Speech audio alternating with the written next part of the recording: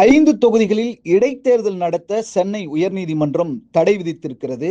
திருச்சி கிழக்கு, கரூர் தொகுதிகளில் இடைத்தேர்தல் அறிவிக்க கூடாது என்றும், ஜூலை 31ஆம் தேதி வரை தேர்தல் ஆணையம் இடைத்தேர்தல் அறிவிக்க கூடாது என்றும், தாராபுரம், மதுராந்தகம் தொகுதிகளில் இடைத்தேர்தல் நடத்த தடையில்லை என்றும் சென்னை உயர்நீதிமன்றம் உத்தரவு பிறப்பித்துள்ளது.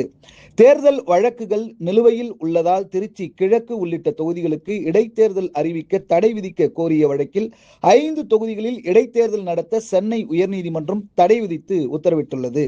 நடந்து முடிந்த சட்டமன்ற தேர்தலில் 2 தொகுதிகளில் போட்டியிட்ட முதலமைச்சர் விஜய் திருச்சி கிழக்கு தொகுதியை ராஜினாமா செய்தார். அதேபோல கரூர் தொகுதி எம்எல்ஏ எம்.ஆர். விஜயபாஸ்கர், விராலிமலை தொகுதி MLA C. Vijayabaskar, Perundurai MLA Jayakumar ஆகியோர் ராஜினாமா செய்தனர்.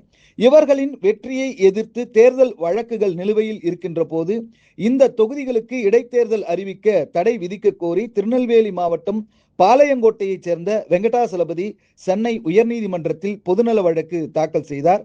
இந்த வழக்கு தலைமை நீதிபதி எஸ்.ஏ. தர்மாதிகாரி மற்றும் நீதிபதி ஜி. அருள்முருகன் அமர்வில் விசாரணைக்கு வந்தது. மனுதாரர் தரப்பில் தேர்தல் வழக்குகளில் தங்களை வெற்றி பெற்றவராக அறிவிக்க வேண்டும் என வேட்பாளர்கள் கோரிக்கையை முன்வைப்பது உண்டு. இடைத்தேர்தல் நடத்தி எம்எல்ஏவை தேர்ந்தெடுத்த பின் தேர்தல் வழக்கை தாக்கல் செய்த வேட்பாளரை வெற்றி பெற்றவராக நீதிமன்றம் அறிவித்துவிட்டால் ஒரு தொகுதிக்கு 2 மக்கள் பிரதிநிதி என்ற நிலை ஏற்படும் என்பதால் தேர்தல் வழக்கு நிலுவையில் இருக்கும் வரை சம்பந்தப்பட்ட தொகுதிக்கு இடைத்தேர்தல் அறிவிக்க கூடாது என்று வாதிடப்பட்டது. உச்சநீதிமன்றம் 1967 முதல் 2018ஆம் ஆண்டு வரை பல உத்தரவுகளை இதுபோல் பிறப்பித்திருக்கிறது.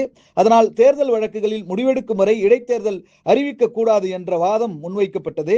தேர்தல் ஆணையம் தரப்பில் தேர்தல் வழக்குகள் குறித்த ஆவணங்கள் இன்னும் தேர்தல் ஆணையத்திற்கு கிடைக்கப்பெறவில்லை என்றும், அதனால் இந்த வழக்கில் நிலைப்பாட்டை தெரிவிக்க இயலாது என்றும் தெரிவிக்கப்பட்டது. தமிழக அரசு சார்பில் ஆஜரான தலைமை வழக்கறிஞர் தேர்தல் வழக்குகள் தாக்கல் செய்யப்படுவதற்கு முன்பே முதலமைச்சர் விஜய் உள்ளிட்டோர் தங்கள் பதவிகளை ராஜினாமா செய்துள்ளனர் என்றும், அவர்கள் ராஜினாமா செய்யும் போது எந்த தேர்தல் வழக்கும் நிலுவையில் இல்லை என்றும் தெரிவித்தார். முதலமைச்சர் விஜய் தரப்பில் இந்த வழக்கில் குறிப்பிடப்பட்டிருக்கின்ற தொகுதிகளுடைய வாக்காளராக இல்லாத மனுதாரர் இந்த வழக்கை தாக்கல் செய்ய அடிப்படை உரிமை இல்லை என்றும், இடைத்தேர்தலை நடத்துவதா இல்லையா என்பது குறித்து தேர்தல் ஆணையம் தான் முடிவெடுக்க முடியும் என்றும் வாதிடப்பட்டது. அனைத்து தரப்பு வாதங்களையும் கேட்ட நீதிபதிகள் திருச்சி கிழக்கு, பெருந்துறை, அம்பாசமுத்திரம், விராலிமலை, கரூர் ஆகிய 5 தொகுதிகளில் ஜூலை 31ஆம் தேதி வரை தேர்தல் ஆணையம் இடைத்தேர்தலை அறிவிக்க கூடாது என்றும், தாராபுரம், மதுராந்தகம் தொகுதிகளில் இடைத்தேர்தல் நடத்த தடையில்லை என்றும் உத்தரவிட்டுள்ளனர்.